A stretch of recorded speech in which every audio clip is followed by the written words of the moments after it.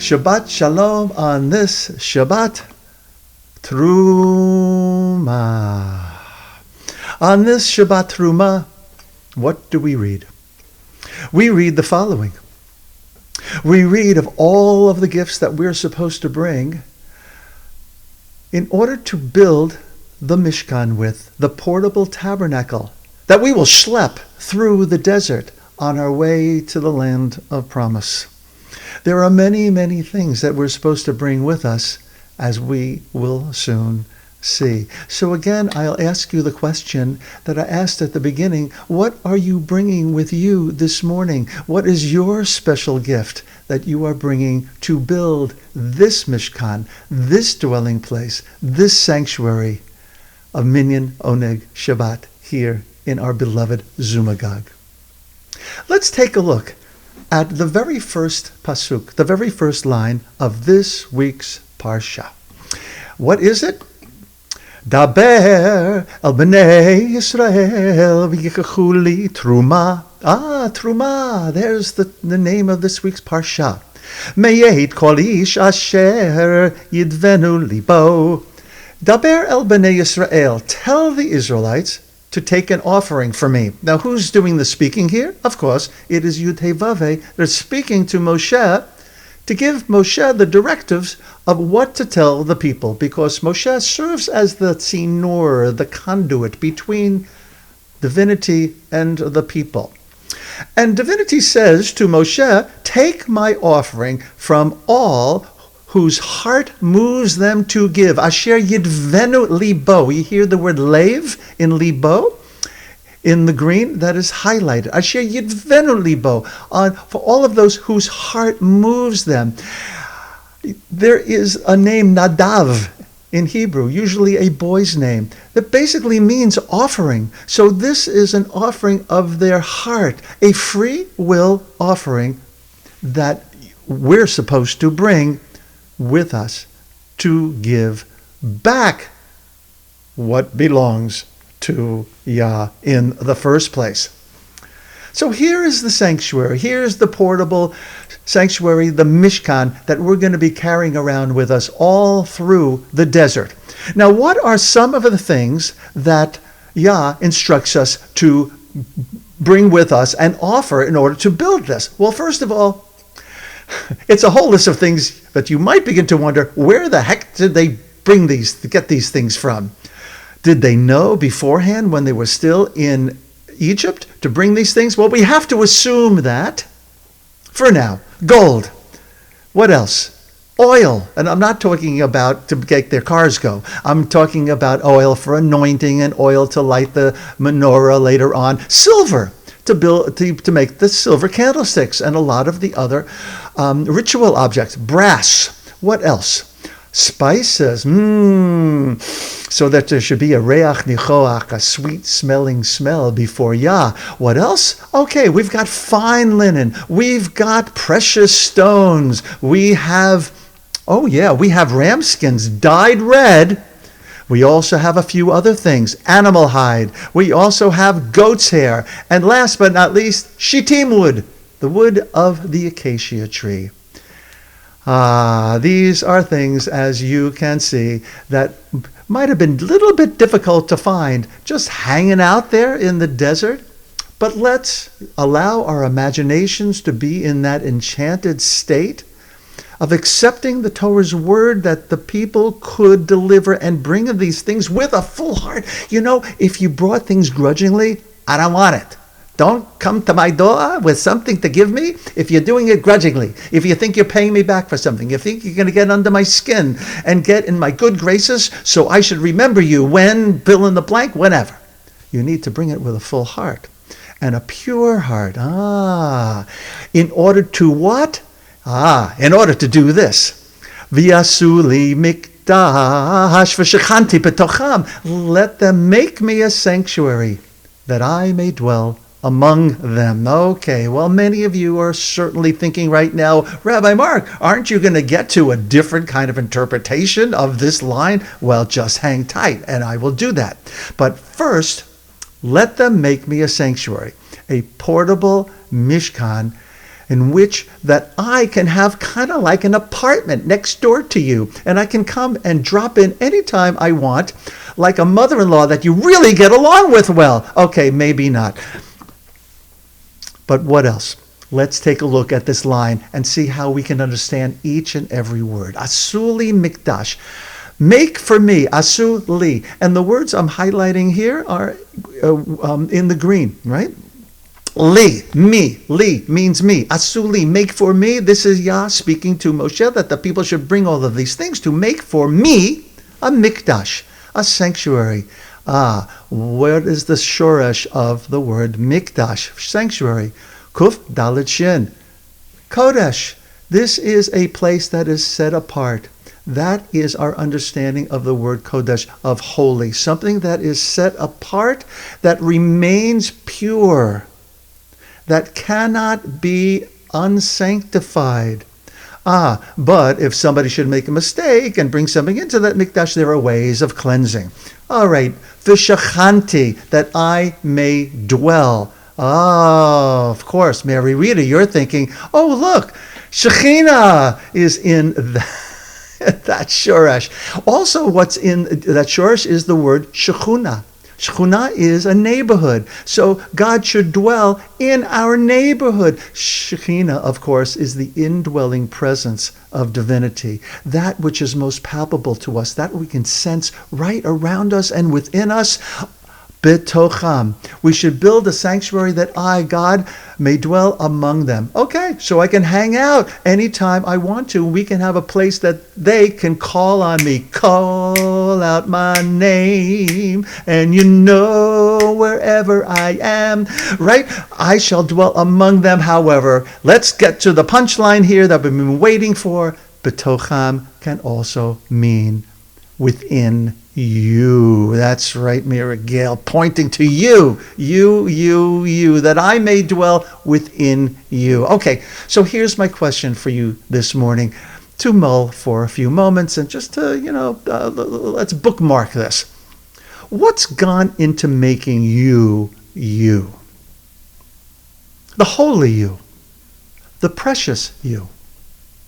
What are the gifts that you bring to Moshe, our Mishkan, our sanctuary, our holy dwelling place that we co-create together? So in a little while, our breakthrough storyteller is going to tell you the story of his journey, of how he got to Moshe through all of the adventures, events, and people that he met along the way. And for a few minutes, I want to share with you some of the things that make me, me. And you're going to have an opportunity to share that as well in just a little bit. First of all, I thank the Holy One of Blessing every day for all of the skills that I have. What are some of them? My musical talents. My mother made me practice the piano when I was little. Thank God she did.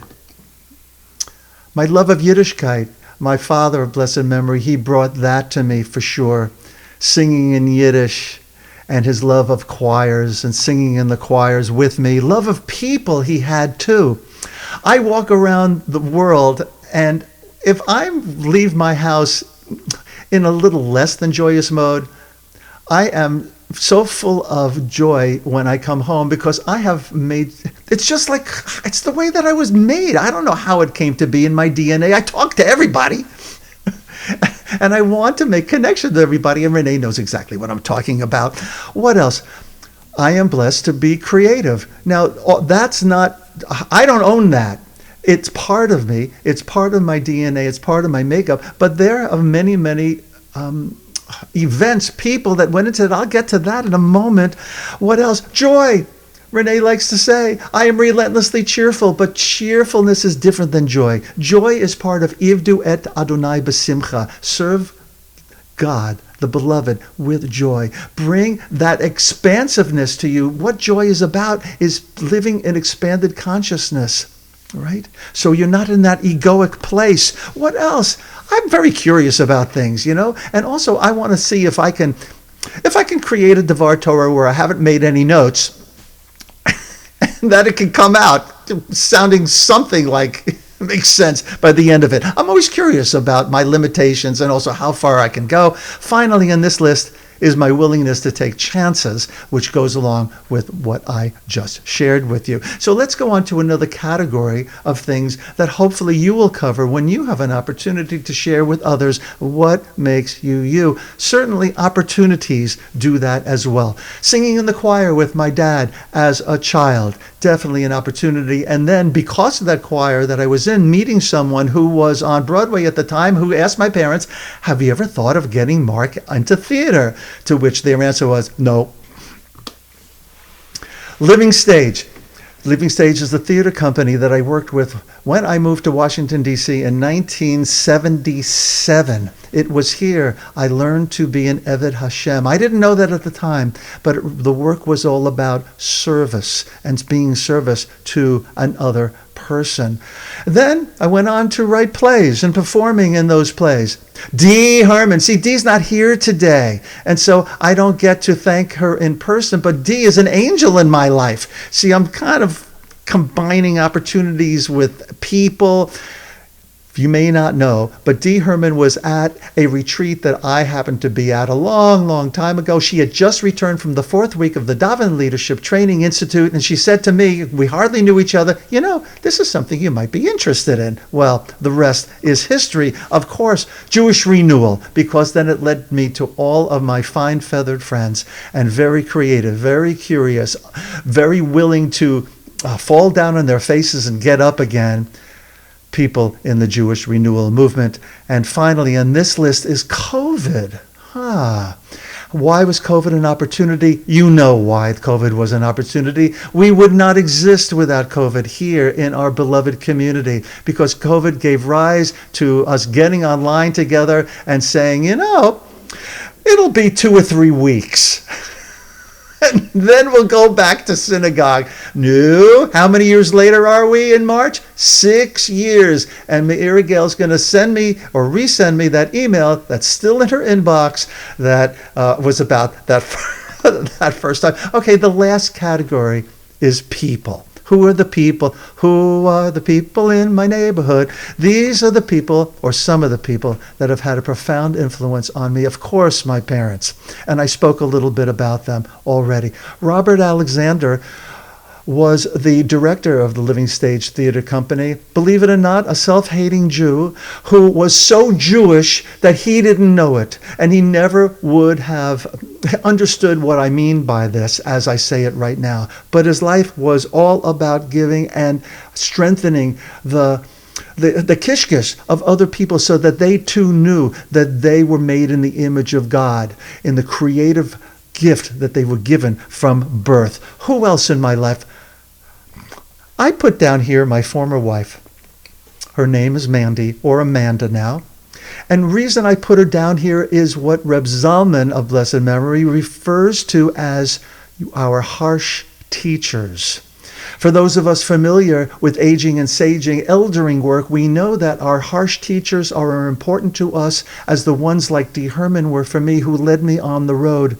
Well, our harsh teachers also teach us important lessons that we need along the way.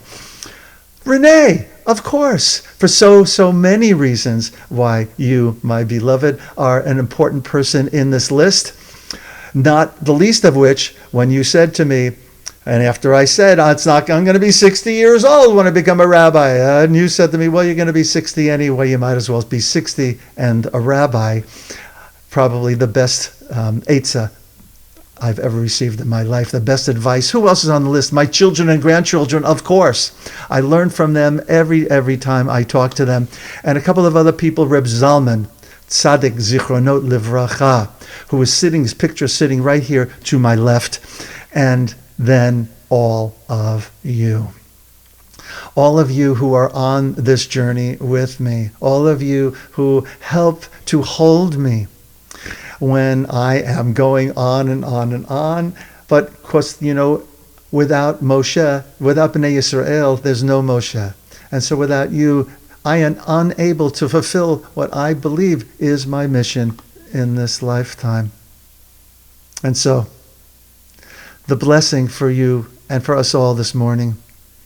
On this Shabbat Terumah, may we recognize the gifts that we are and that we bring with us to Moshe and to every sacred moment of our lives.